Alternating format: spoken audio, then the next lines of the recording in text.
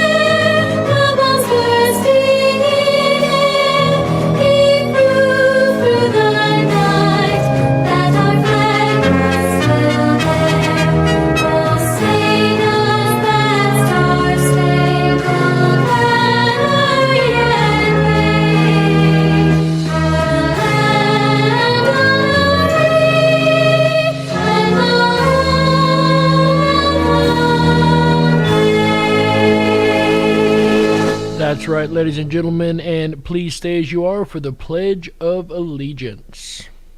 I pledge allegiance to the flag of the United States of America and to the republic for which it stands, one nation, under God, indivisible, with liberty and justice for all. Let's get this party started, folks.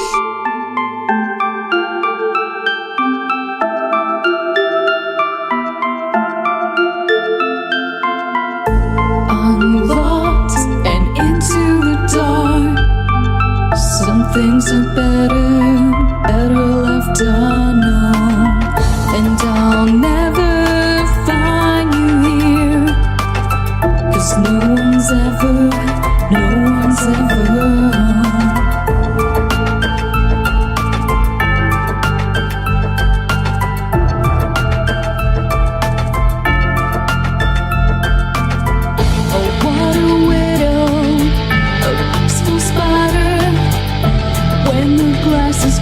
she's a sneaky hider.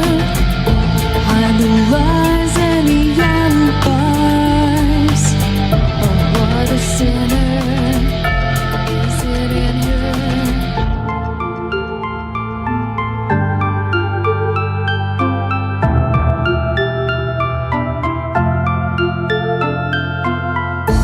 What's the truth in this riddle?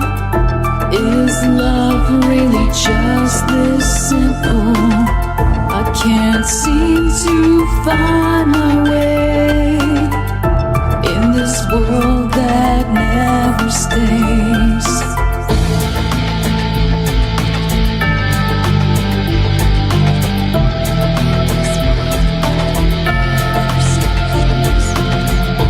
What a widow, a peaceful spider. When the glass is clean, she's a sneaky hider. Hide the lies and the alibis. What a sinner, is it in her?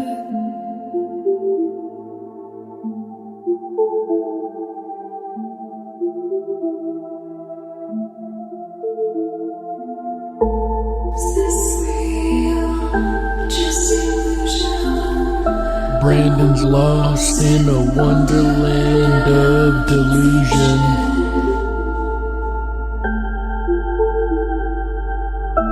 I'm lost in a wonderland of confusion. Is this real Or just illusion? Manifestation or a dark delusion? Is this real or just illusion? Brandon lives in a wonderland of confusion.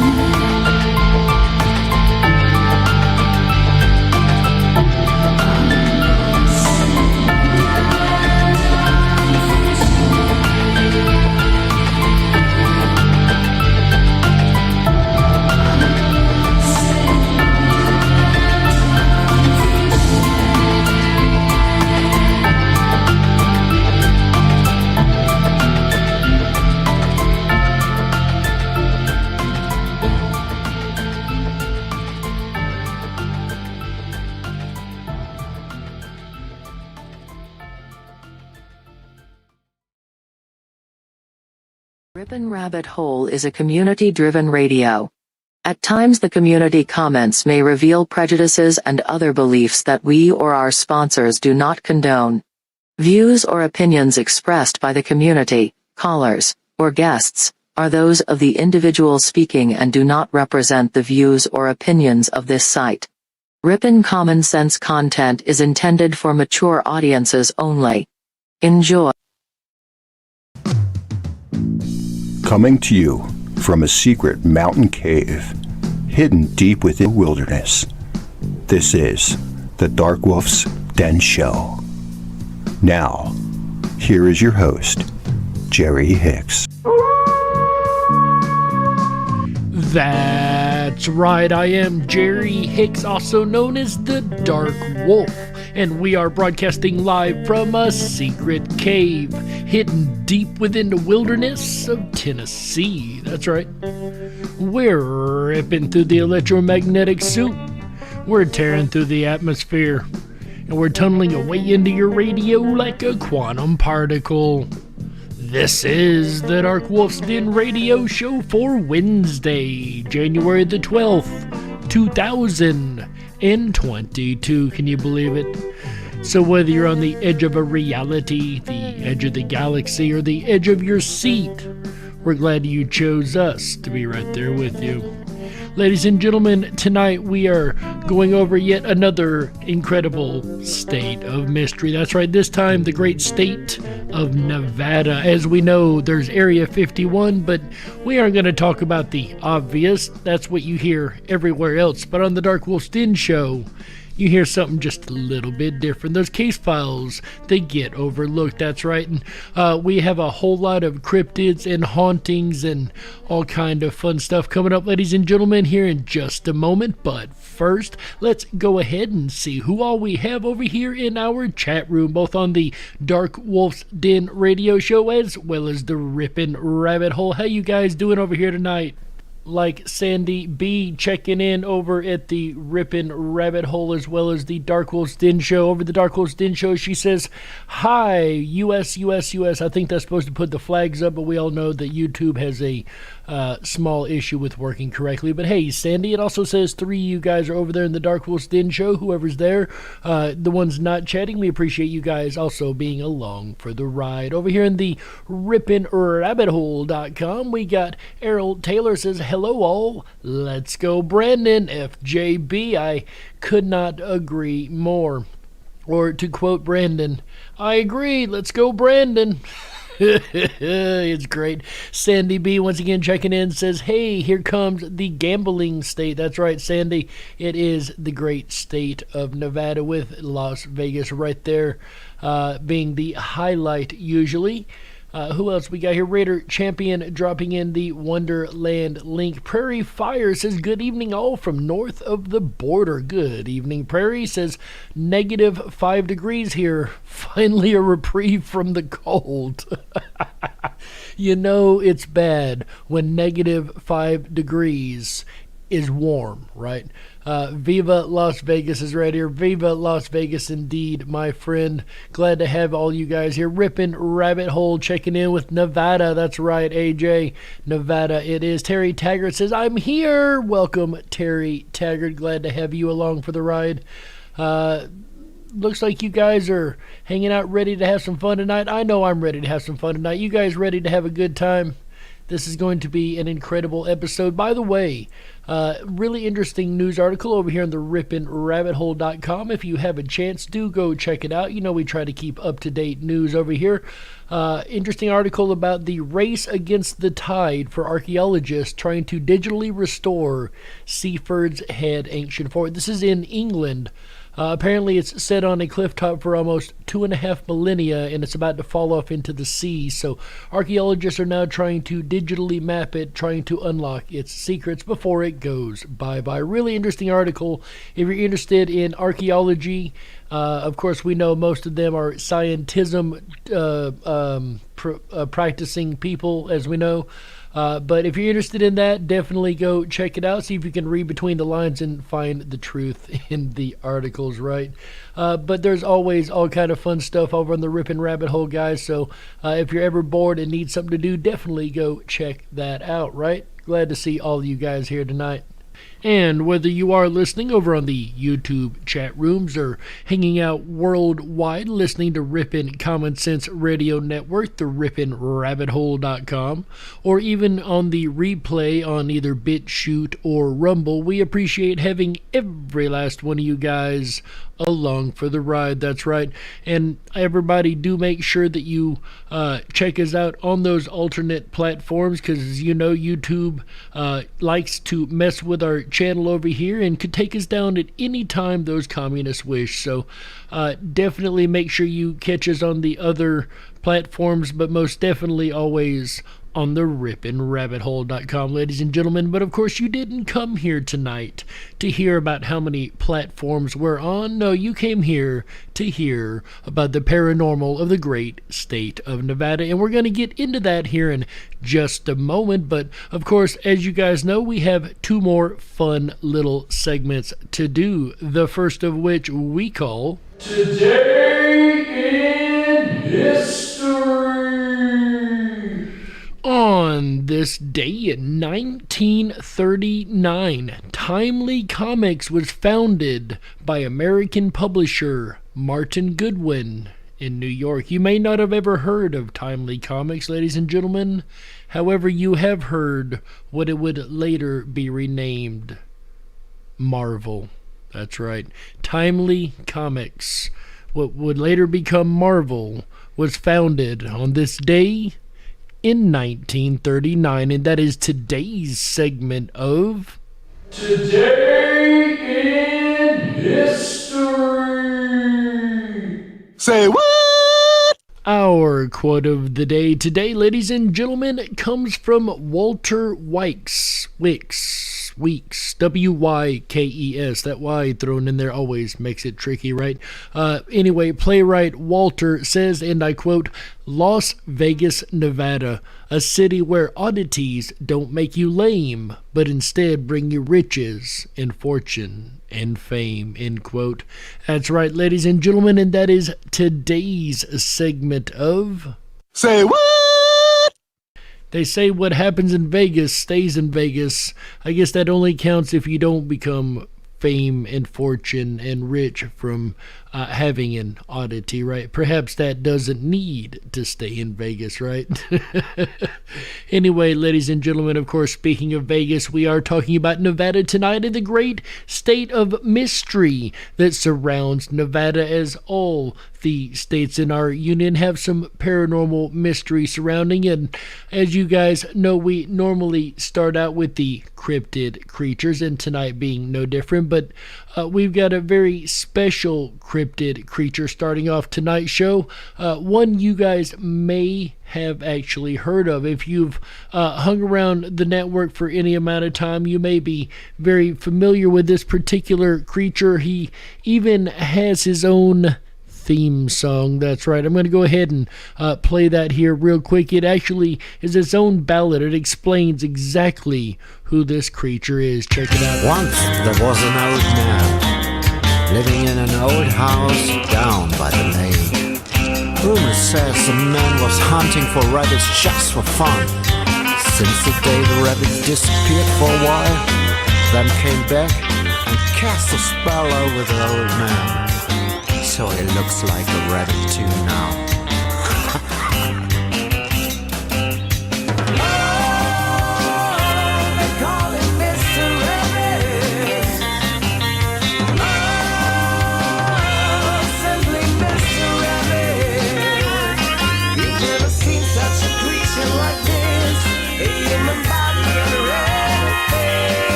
A human body and a rabbit's face. Definitely not your average creature. We've heard of dogmen and mothmen and bat creatures, but Rabbit men is not something we run across every day, but there you go, ladies and gentlemen, Mr. Rabbit, who is said to still roam the lands of Nevada. That's right, I happen to know he very well may be very close to Vegas, and you can catch the Ripon Rabbit himself, Mr. Rabbit, every Friday, Saturday, and Sunday right here on Ripon Common Sense Radio Network, the Ripon Rabbit Hole. Shout out to you, AJ, our buddy and network partner. Ladies and gentlemen, for those that don't know, and seriously, let's get into the actual cryptids of Nevada with our buddy Ben Miller. It's been a couple weeks, Ben. What do you got for us starting out this time, my friend? Nevada has a lot of cryptids that we would normally consider the usual suspects. However, with this, there are some fascinating and quite notable differences in the sightings. In saying all this, it brings me to a story that was originally going to be an honorable mention, but it quickly required me to include it on our main list. I am sure you have already figured out what type of cryptid I'm about to talk about. That's right, folks. We're going to kick off tonight with a Bigfoot story. We have traced this creature all across this country. Nevada is a location where a famous Sasquatch story is said to have occurred, and many believe it was part of a government cover-up. On August 6, 1999, a forest fire broke out on Battle Mountain. These fires brought many government agencies and onlookers to the area. On this day, the story goes that while fighting the fires, responders were alarmed to see a massive creature covered in hair lumbering towards them. The being had been badly burned by the fire and almost seemed to be looking for help. It walked towards the crew on all fours, and it was said to be walking not like a bear, but like a primate. The firefighters surrounded the being, and even though the creature obviously knew it couldn't escape, it sat down on the ground and didn't try to resist the help. The firefighters laid the creature out on the ground and called for medical help, which included both a veterinarian as well as a normal doctor. Honestly, this is not the first time I have heard a case file about firefighters finding Bigfoot. As a matter of fact, the way I understand it, when Mount St. Helens erupted and set ablaze the side of that mountain, I do believe there were also reports from those firefighters of a large number of Sasquatch creatures that were seen to be fleeing the scene, as well as a couple who were also injured. It makes you wonder out west how many of these firefighters, while fighting these forest fires, have run into these Sasquatch creatures. But of course, this isn't the end of this story. Good idea that they called in both the veterinarian and the regular doctor to make sure you've got both your bases covered, right? The creature had severe burns on its hands, feet, legs, and torso. Not to mention that large portions of its hair was badly singed off. It is said that the vet was more inclined to let the doctor take care of the beast since it was so human-like. Not long after this, it was bandaged up, tranquilized, placed on a stretcher that was too small for it, and placed in an unmarked van. They say it was unmarked so as to not attract attention from onlookers or the media. Once the creature was hauled off, around 25 to 30 witnesses were approached and warned not to talk about what they had just seen.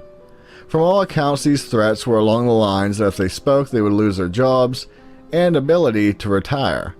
Which was a tactic that used to be only reserved for people that they wanted to keep quiet. However, it's now being used against every person in this country, as we know, as they try to push their numerical agenda. But just the same, it's not far-fetched considering what we've seen the last couple years to understand that this used to be commonplace against anyone who saw a UFO and reported it, or saw a Bigfoot and reported it, or anything the government didn't like you talking about.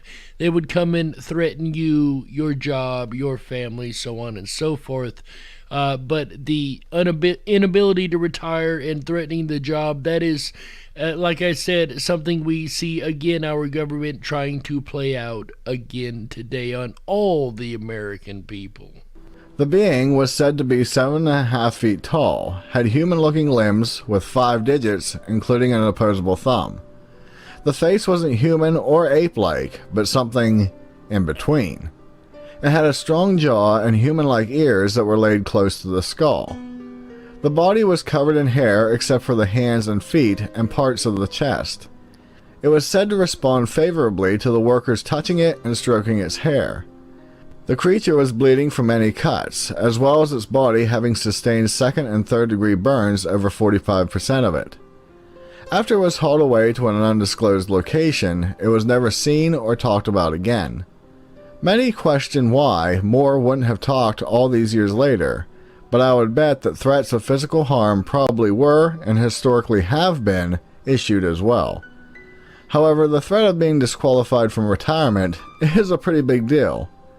Something else of importance is that I recall hearing stories from a school teacher traveling through the area at the time who effectively reported seeing a similar type of events that day. So there seems to be alternate reports from another witness that validate the entire thing. Very, very intriguing. It makes you wonder where they took that Bigfoot off to, or if they just took it off and released it.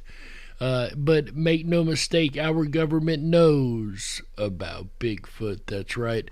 Our government knows a whole lot more than they're ever willing to admit on a lot of topics, Bigfoot being only one. What I find interesting, though, is their tactics. Like I said a moment ago, it's like they've used the same tactics on the entire country instead of a select group of people that they want to shut up, right? Really makes you wonder what else they're hiding. As we know, our government is good for hiding a lot of truth, make no mistake of that. But let's see what other creatures we've got on the lineup. What else you have for us, Ben? Going from the land, let's move to the air-based cryptids. As we know, the southwestern states tend to have a lot of these flying cryptid creatures. The majority of the ones we found, as a matter of fact, have been in the Southwest, and Nevada is no different. The first would be the sighting of a being that was described as a pterosaur. A 54-year-old California native named Bud Davis and a relative were driving on Interstate 80 near Lahontan Valley on June 11, 2015. At 11 p.m., they noticed a strange-looking creature resting on the side of the road. As the men neared, it started to take flight, but it appeared to be doing so with some difficulty. Finally, it managed to get in the air enough to just barely clear the roof of their car. As such, they were able to get a very up-close and personal view of the being.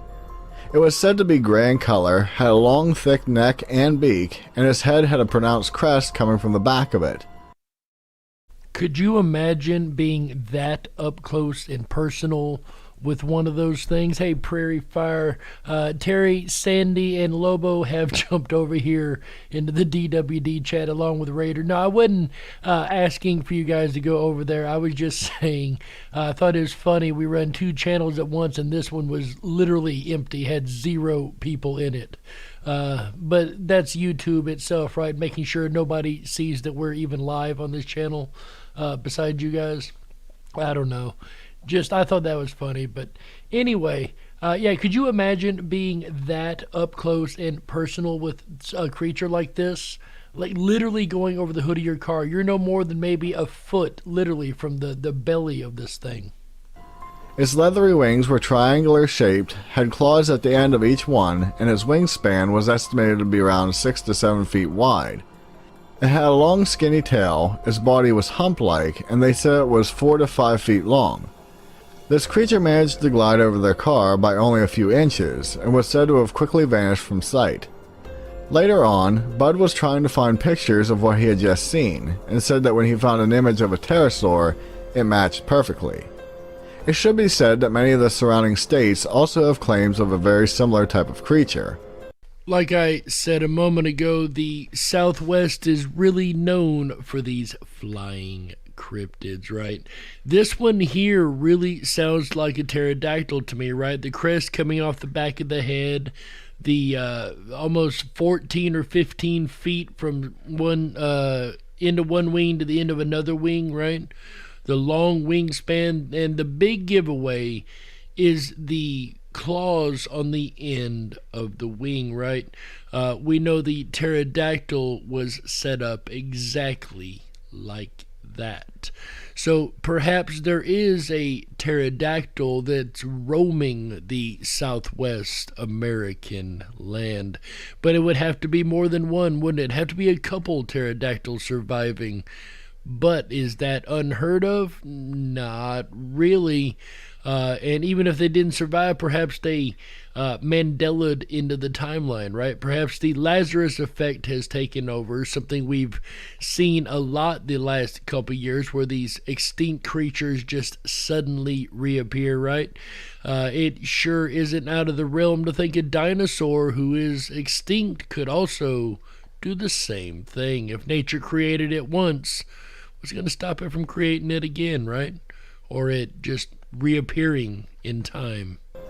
Our next story involves something that is quite familiar, but then takes a strange turn. The cryptids are known as gargantuan gliders, or simply gliders. The event occurred in 1925 on a mesa near the previously talked about Battle Mountain. It was on this day that an amateur pilot named Don Woods Jr. and 3 of his friends would encounter something that would haunt them forever. All 4 were out flying their World War I style planes known as a Curtiss JN-4, nicknamed Jennies. Curious about what was on top of a large mesa, they landed their planes on it and started to walk around. At 1 p.m. they saw a strange 8-foot wide saucer-like object falling from the sky and appearing to try to land near the men's location. I can tell you from a majority of ufology cases out west, the UFOs have been known to hang around on these mesas for some reason. I don't exactly know what the case may be. Perhaps they get a good look across the valley below. I don't really know, but we do know that has been a very consistent thing along a lot of case files, is once again these appearing at the tops of mesas. Before it landed 30 feet away, they noticed its underside was a reddish color. It is noted that this sighting occurred 22 years before the term flying saucer was ever mentioned in relation to UFOs. I know what you're thinking. UFOs are not cryptids. Yeah, Ben, I was kind of wondering why you would include that in this section here. Just wait, my dear listeners. They walked up to the object and realized that it wasn't a craft, but actually a living creature. A what? Whoa. Something the size of a UFO, guys, has landed on the mesa. And come to find out, it's not a craft at all, but a living creature. Oh, this case file is definitely strange. It was obviously hurt, with large chunks of flesh missing from its sides, and it was breathing hard. As such, when it inhaled, it resembled a clam. No eyes or legs could be seen, but it was aware of the men. At the sight of them, it frantically tried to get away, but only managed to rise in the air a few inches before it crashed back down. Its skin was slimy, and its reflective shell appeared to be made of some type of hexagonal material. So the slimy skin definitely doesn't match the leathery skin of the pterodactyl that we normally see. It definitely doesn't sound like a thunderbird. As a matter of fact, I've never heard of a cryptid creature with this type of description. They watched it for about 20 minutes, and suddenly it started to produce a brilliant light all over its body, except for where the hunks of flesh were missing. In that instant, the men noticed a massive shadow coming over them, and they decided to run away a bit. As they looked up, they saw a similar-looking creature flying down, but this one was massive, estimated to be around 30 feet across. This being ignored the men and hovered over the injured one on the ground. Suddenly, 4 sucker-like tongues extended out and latched a hold of the injured one. In that moment, the massive one began to glow so bright that they couldn't look at it, and suddenly they both took off into the sky at an incredible speed. After the event, they returned to where the creature had been and saw a frothy, silvery liquid laying on the ground, but it dissipated fairly quickly from the sunlight. I don't really know about this one, Ben. That may have been a misinterpretation of two UFOs. That's about the only thing that would make sense here. It may have been a cryptid creature of some type, but this sounds to me like watching two flying objects interacting with each other. The glowing is what really gets me. And the fact that the other one showed up, hovered over this one, put out tendril-like things, which could be considered like cables, right? Perhaps these UFOs are alive. We've heard that concept put forth before too, right, guys? But this creature here could be a misinterpretation of alien hardware, maybe? Or maybe these UFOs are alive. Either way, I would not call this a cryptid creature just yet, but I'm not completely convinced, Ben. Don and his friends refused to talk about the sighting for 34 years, fearing that they would be banned from flying. Not only this, but they openly admitted that they knew no one would believe them, but still wanted to get the story out there to get it off their chests. Chris Spivey over in the Dark Wolf's Den Show chat. Good to see you, my old friend Chris here. Says silver liquid, mercury. No, that's a good possibility.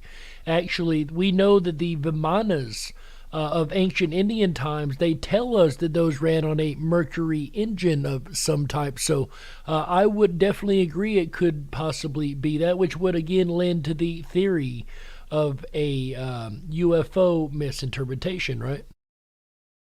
It is said that they believed that if the creature were to be seen at night, it would simply look like a ball of light. Now, does that not sound like your classic nighttime UFO, a strange ball of light in the sky, right?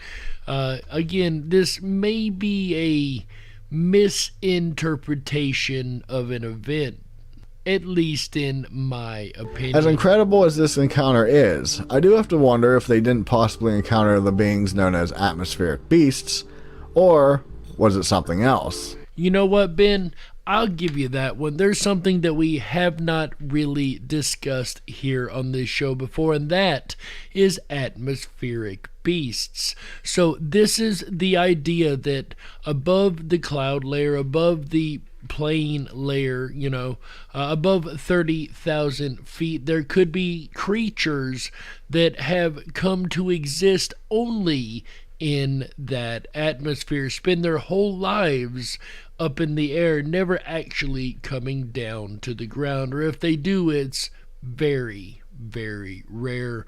It's said that some of these creatures look like jellyfish and other odd shapes. This being an incredibly odd shaped creature, especially with whatever seemed to be surrounding it, suggests that it may very well have been something of that nature, an atmospheric beast. But on that note, folks, that music means we have to go ahead and take a network break right here. So my name's Jerry Hicks, also known as the Dark Wolf, and you're listening to the Dark Wolf's Den radio show exclusively on Ripon Common Sense Radio Network, the Ripon Rabbit Hole.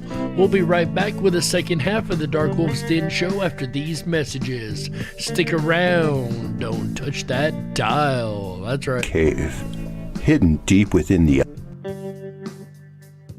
Wrong soundbite.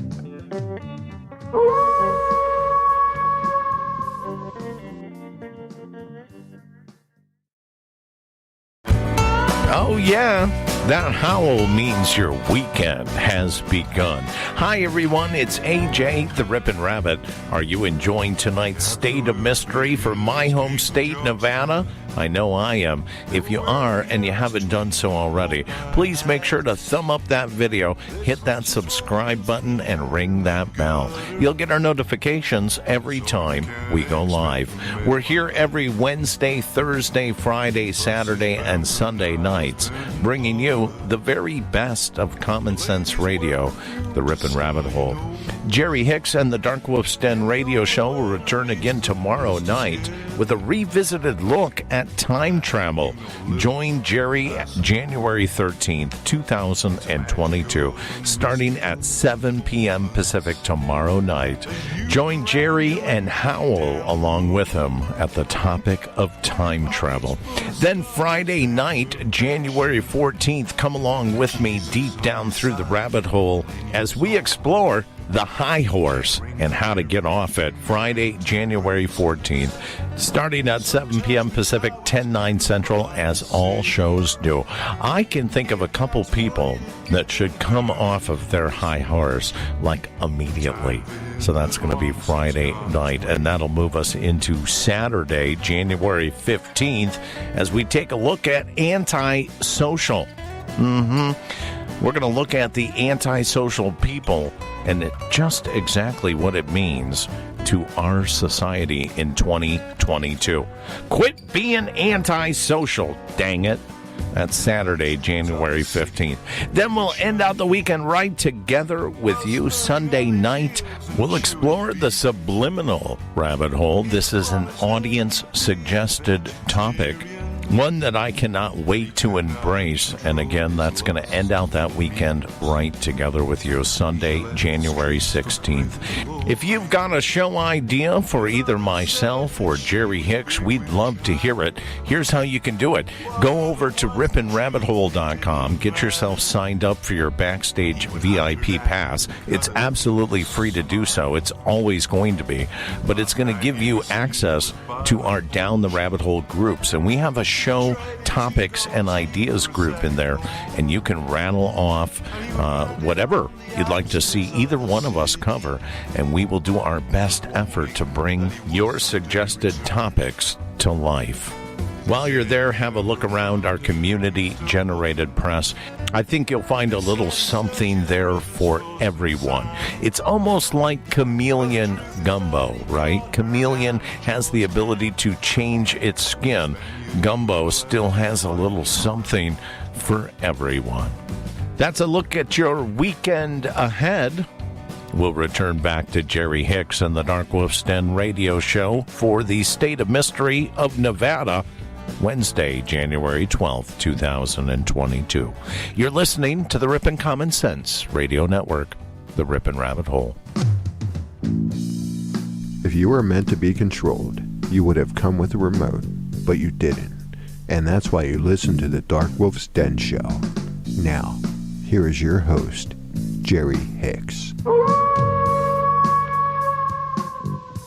That's right, I am Jerry Hicks, also known as the Dark Wolf, and welcome back to the second half of the Dark Wolf's Den radio show for Wednesday, January the 12th. 2022. So whether you're on the edge of a reality, the edge of the galaxy, or the edge of your seat, we're glad that you chose us to be right there with you. Ladies and gentlemen, tonight so far, if you're just tuning in, we have covered a number of cryptids in the state of Nevada, from Bigfoot to some really interesting flying creatures, and even a rabbit man. So if you missed the first half, definitely go check that out. But in the second half, we're going to switch gears here, as we always do, and we're going to start talking about the haunted places in Nevada. And as we know, Nevada was part of the gold rush, so I would expect nothing less than a large amount of hauntings all over the wild, wild west. And Nevada definitely does not disappoint, that's for sure. Grimes Point Archaeological Area. What I have found interesting about Nevada is, ladies and gentlemen, I can tell you, in all the case files that we were able to find, for the first time ever, I do believe, in the history of the Dark Wolf's Den Show State of Mystery series, we do not have a haunted college tonight, folks. I could not find a single haunted school in Nevada, which means one of two things. There hasn't been a lot of craziness around the schools, or there's just not a lot of schools in Nevada. Grimes Point Archaeological Area near Fallon in Churchill County in Nevada is a 720-acre historic site that boasts the reputation of containing the oldest known petroglyphs in the whole of the state. In prehistory, this region contained a marsh-like environment formed from the remnants of the recession of the Pleistocene Lake Lahontan, with the arrival of the first Native Americans to the area dating back to around 8,000 years ago. Through the mid-1920s, a group of boys happened upon an odd cave in the area, an informal exploration that was followed closely in 1939 by the official discovery of the Grimes Burial Shelter. Astoundingly, this shelter contained the well-preserved remains of a child, along with the fragmented remains of an elderly adult. The site was excavated a total of 3 times, once in 1940, again in 1951, and a final time from 1979 to 1980. Okay, why didn't anybody tell me my screen said Nebraska? I got 2 chat rooms of people over here, and somebody just now pointed out that we've got the wrong state on the screen. I do sincerely apologize, guys. I need you to let me know that before we get to the second half of the show, right? Through extensive research, conclusions were formed, and it was decided the cave was likely utilized as a sort of hidden storage space dating back nearly 3,500 years. In 1972, Grimes Point was added to the National Register of Historic Places while simultaneously being opened up to the public. And in 1978, the Youth Conservation Corps dug out the Parks Trail, which just so happened to be Nevada's first official recreational trail. Grimes Point Archaeological Area remains open to this day, offering visitors over a quarter-mile of breathtaking petroglyphs, as well as tours of the mysterious cavern. The site's expanse, cave included, is thought to be haunted by the many spirits of natives who lived, hunted, died, and were buried nearby, with visitors and officials often reporting orbs and strange mists in the skies, personal electronics dying within minutes, and extreme cold spots felt even in the heat of summer. So we can already determine that this is definitely not a stone tape haunting, as we have orbs for 1, we have cold spots for 2. It seems interactive, at least to a degree, interacting with the environment nonetheless. Draining batteries, for instance, definitely have some active haunting going on here. A handful of tales tell the park is ripe with energy vortexes and interdimensional portals, with several reporting experiencing disorientation and even loss of time as they hike its pathways, and strange glowing apparitions have been sighted wandering about on moonless nights. Also reported across Grimes Point are disembodied voices heard speaking unknown languages, the sounds of drums emanating from thin air, and accounts of shadowy figures thought to be the apparitions of ancients that stalk lone hikers. I don't know about you guys, but that sounds incredibly creepy to me, which is really, really good for a paranormal researcher, right? If you guys would like to do your own research on this particular type of case file, or this case file specifically, I should say, the trails are still open, like he said, to the public, so you can go down there and check that out, especially if you're an avid hiker, right? Very intriguing case file, though. Once again, you have a lot of active haunting going on here, and I like the suggestion that there are vortexes or portals of some type, because it has long been theorized that perhaps hauntings are not hauntings at all, but merely a view of another reality, right? Perhaps that is why there's orbs and cold spots and all of this. That's of course just a theory, but it would definitely help to explain what is going on in this particularly active haunting. But let's see what other kind of hauntings Nevada has to offer. The Nevada Governor's Mansion.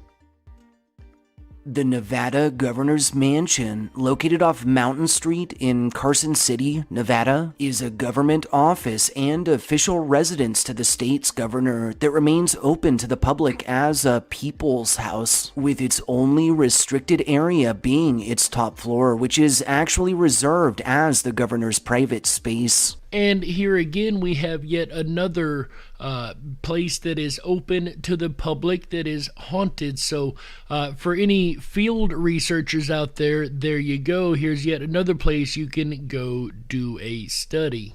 Historically, the mansion was initially constructed from 1908 to 1909 on land purchased by the state from one Mrs. T.B. Rickey. Prior to its construction, the governor and family were required to handle their own lodgings, preferably at or near the capital city. In 1909, then acting Governor Denver Dickerson and family moved into the residence. The same year, in September, Dickerson welcomed his daughter, June, into the world. June Dickerson remains the only child to be born on mansion grounds. The impressive abode was officially opened to the public for the first time during a New Year's party in 1910, and from 1967 to 1968, the mansion was structurally rehabilitated and redecorated. The Nevada Governor's Mansion is thought to be haunted by 3 separate spirits, possibly more, with many frequenting its grounds, reporting disembodied footsteps heard up and down the stairs, doors opening and slamming shut on their own, and voices heard from empty rooms.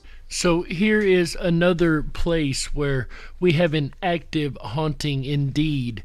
A place where we might have yet another portal of some type. It seems like a lot of activity that seems like it's going on in a alternate world right here with ours, right? The first apparition said to haunt the property is a male presence that legend dictates might just be the restless soul of a former governor who loved his job so that he refused to depart. A second apparition, a female presence in a flowing white dress, has been sighted roaming about, often followed around by our third apparition, that of a young girl. This spectral duo is thought to be the spirits of Lady Una Dickerson and her daughter June, joined in death. Una and June are most often encountered in the hallways of the second floor. Lastly, many report feeling cold breezes by the grandfather clock on the first floor, and several have recounted instances in which its doors have flown suddenly open, startling all nearby. So it sounds like we have quite a variety of different styles of hauntings going on here. All of them very active. That's interesting about the mother and daughter. It really kind of gives you hope for the future, right? We don't have a whole lot of those type stories here. Another really intriguing part of this case file is the grandfather clock. We have seen before in different cases where spirits become attached to objects for whatever reason. Generally, these tend to be stone tape hauntings, but clearly in this case, not always. And in an old hotel like that, I'm sure they had more than one antique. So there you go. I'm sorry, not a hotel, it's the governor's mansion. Either way, there you go. It is open to the public for field research. Bowers Mansion.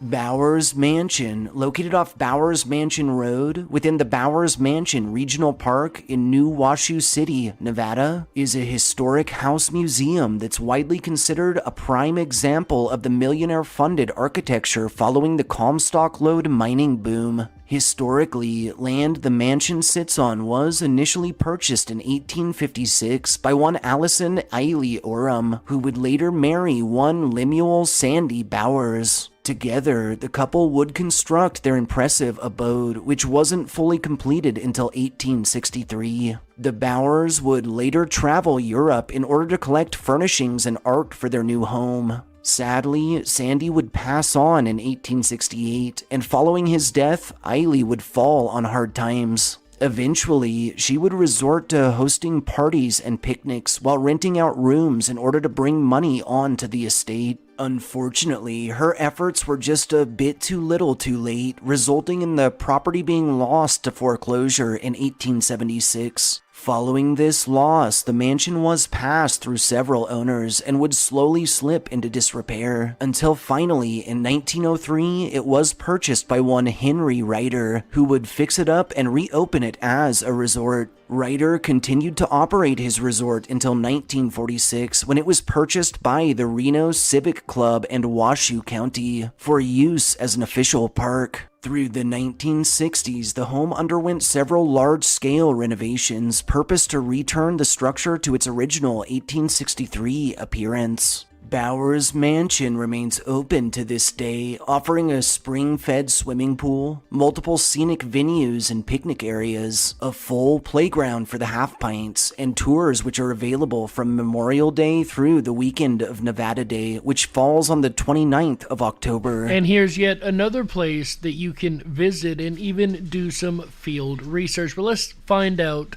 what kind of activity you will be researching if you do visit this mansion. Mansion grounds are thought to be haunted by the spirits of Sandy Eiley and their daughter Margaret Persia. Sandy and Margaret, who were buried on site, and Eiley, whose ashes were returned to the estate to be laid to rest aside her beloved husband and daughter. Local legend tells that in life, Eiley performed several seances and possibly darker rituals within the home. Her spirit has been sighted most often on the second floor, drifting about silently. And this is what seems like a classic stone tape haunting, as we have the apparition just repeating the same instance over and over and not really interacting with the environment around it.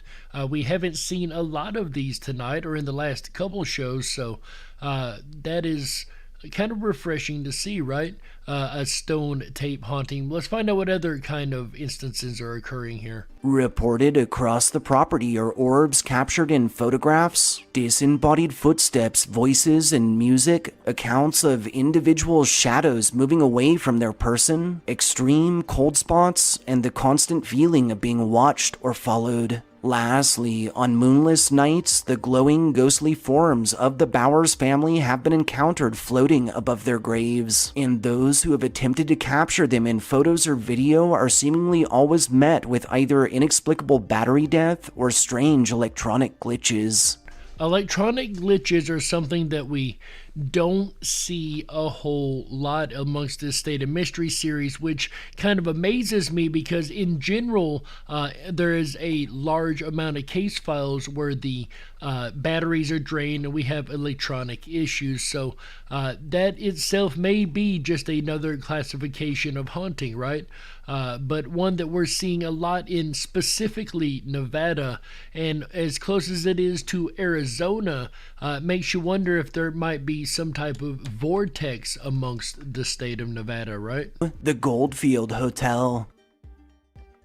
The Goldfield Hotel, located off Columbia Avenue in the near ghost town of Goldfield, Nevada, is a historic building that once served as a hotel that's been boarded up and closed down to the public for decades now. Historically, in 1902, this site played home to the Nevada Hotel, until in 1905 it was burned to the ground in a fire. The Goldfield Hotel opened its doors just 3 years later in 1908, and at the time was widely considered the most luxurious stay in Nevada. Business boomed for a time until through the 1920s the town's gold supply dwindled. By the 1930s, business had declined severely, and through World War II the hotel was utilized as housing for Army Air Corps personnel. When the last soldier departed the site in 1945, the hotel was closed down for good. The structure was added to the Nevada State Register of Historic Places in 1981 and became a contributing property to the Goldfield Historic District a year later in '82.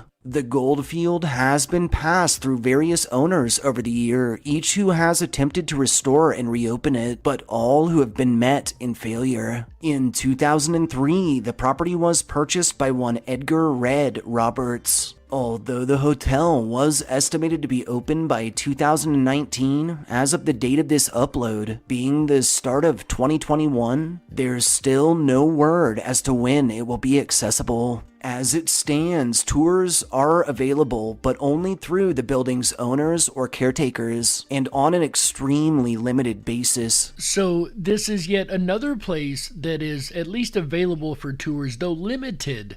Understood. You can still tour and do field research. Got to give it to Nevada. They're a lot more open about field research on these haunted places than most are, but let's see what kind of hauntings this one has to offer. The Goldfield Hotel is said to be haunted by a number of spirits, possibly the most famous of which just might be a female presence dubbed Elizabeth.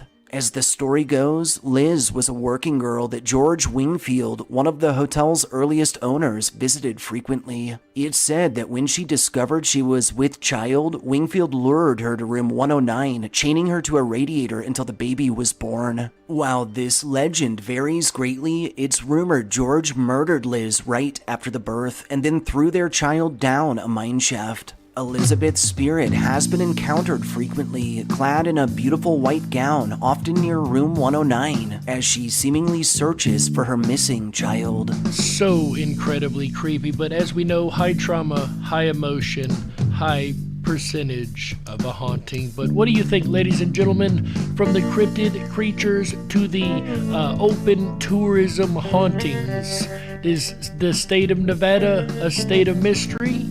Or are we barking up the wrong tree? In the end, ladies and gentlemen, all you can do is look at the evidence, apply a little common sense, and... You be the judge! That's right, boys. We got to close it out. That's right, that's it for this episode of the Dark Wolf's Den radio show for Wednesday, January the 12th, 2022. So whether you're on the edge of a reality, the edge of the galaxy, or the edge of your seat, we're glad you chose us to be right there with you.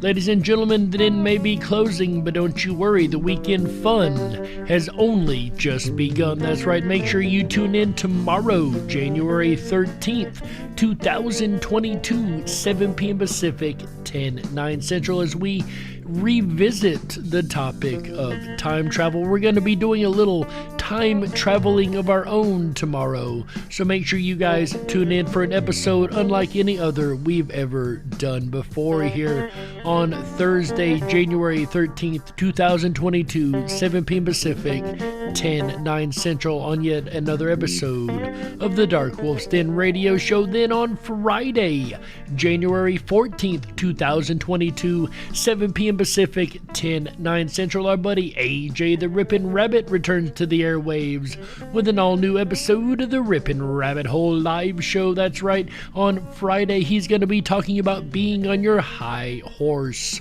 A lot of people in the news, if you will, end up a lot on the high horse, and a horse they quite frankly don't deserve to be on. I know I've got a list of people that I would like to see come down from theirs, and AJ will be discussing all that and more on Friday, January the 14th, 2022, 7 p.m. Pacific. Then on Saturday, January the 15th, 2022, from those that have too much public appeal to those that don't want any, the anti-socialist in the group, or I should say anti-social people. I think those two words have a lot of different meaning to them, right? Those that are anti-social, what does it mean in today's climate to be an anti-social person? Like the anti-social media has created a lot more than it used to be, at least in my opinion, but we'll find out AJ's opinion on that on Saturday, January the 15th, 2022, 7 p.m. Pacific, 10/9 Central. Then on Sunday, he comes back to round the weekend out right with you guys one more time with one last episode of the Ripon Rabbit Hole live show. A suggested topic from the community, ladies and gentlemen, subliminal messaging. How does it affect your everyday life, and how is it used against you at every turn by ad agencies and many, many others. So make sure you check out that episode on Subliminals on Sunday, January 16th, 2022, 7 p.m. Pacific, 10/9 Central. And that's going to round the weekend out right here on Ripon Common Sense Radio Network. The RiponRabbitHole.com. Make sure you hop on over to the RiponRabbitHole.com. That is RiponRabbitHole.com. That's right. Over there, you're going to find a plethora of fun and interesting information. Make sure you sign up for your Backstage Pass. That is absolutely free and always will be. That's going to get you access to the rest of the site. And while you're over on the Ripon Rabbit Hole, if you scroll down to the bottom of every page, you're going to see the Freedom Flame burning brightly. We are coming up on the 5th annual Freedom Flame broadcast, for those that don't know, on March 20th. And we're going to be doing something just a little different than past years this year. We've been planning it here recently, and let me tell you guys, it's definitely worth the wait. I cannot wait to unveil everything we've been working on. There's something special we're doing this year that is... Anyway, for more information, stay tuned to the RiponRabbitHole.com, as we will keep you updated as the date gets closer. Once again, that is RiponRabbitHole.com. That's right, ladies and gentlemen. And while you're over there, also make sure you drop down the rabbit hole. That is our exclusive privatized social media section, where we don't shadow ban and do the things those other commie websites like to do. So come on over, check us out, and we hope to see you guys over there. Drop down in the groups and leave us a message if you want your content shared on the Ripon Rabbit Hole or on the Dark Wolf's Den Show. If there's a topic you'd like to see us cover, let us know. With that said, ladies and gentlemen, my name is Jerry Hicks, also known as the Dark Wolf, and you've been listening to the Dark Wolf's Den Radio Show exclusively on Ripon Common Sense Radio Network, the Ripon Rabbit Hole. We will see you guys next Wednesday, or we'll see you guys tomorrow night, as a matter of fact. We'll see you guys to do some time traveling tomorrow night. Until then, ladies and gentlemen, remember, stay awake, but dare to dream. That's right. Bye, everybody.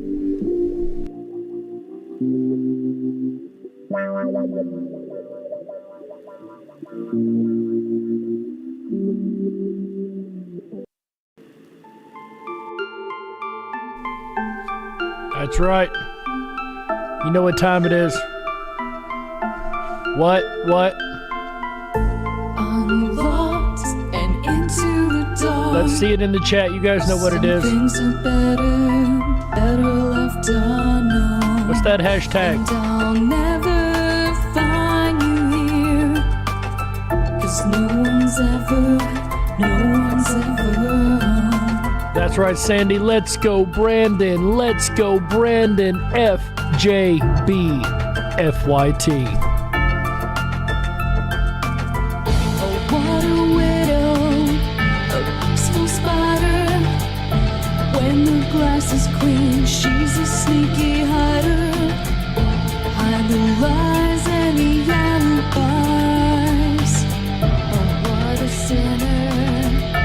Is it in her? Let's go, Brandon. Don't you know? Let's go, Brandon. FJB FYT. Here we go.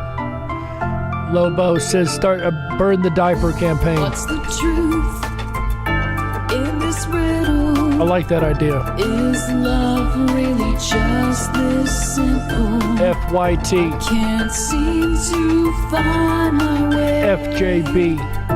In this world that never stays. Let's go, Brandon. Let's go, Brandon. Let's go, Brandon. Y'all know that guy's ruined this place.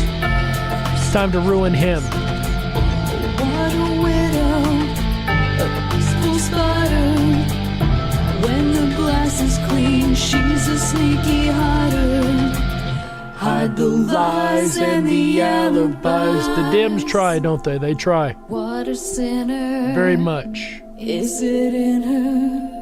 It's still questionable whether it's a him or her, though, isn't it? I don't know. He's pretty bad at what he does, isn't he?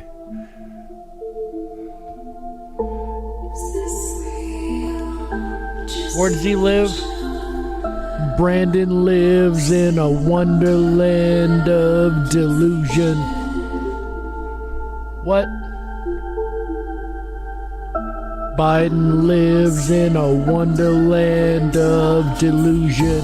Is this real or just illusion? That's what we think now, right? Manifestation or a dark delusion? Now that I believe. Is this real or just illusion? Brandon's lost in a wonderland of confusion. Let's go, Brandon. Let's go, Brandon. FJB, that's right. FYT, Joe. Just think about that. We know it's FJB. What do you think YT might be? Let's go, Brandon. There you go, Deborah, joining us. Check out the new book, Moon Madness, by first-time author J.W. Hicks. Originally conceived in 2015, this fictional novel only becomes more and more relevant by the day. What would you do if you found out that almost everything your government has told you was a lie? In the year 2103, Jeremy Carlson and his fiancée Brittany Parsons decide to take a vacation in a lunar cabin. Everything was going great until strange things started happening after they went to sleep. Are they being abducted, or are they catching moon madness? A strange phenomena thought to be caused by the lower gravity of the moon. After a fateful meeting with a guy named Zach Marshall, things become a whole lot more clear. They are now determined to expose the governing body of the Earth and Moon, known as the World Council. Will the three of them succeed, or will things go horribly wrong? Find out in the great novel, once again, by first-time author J.W. Hicks, called Moon Madness. Available now on Amazon, $12 for paperback, $7 for Kindle. Not adding this to your bookshelf would be madness.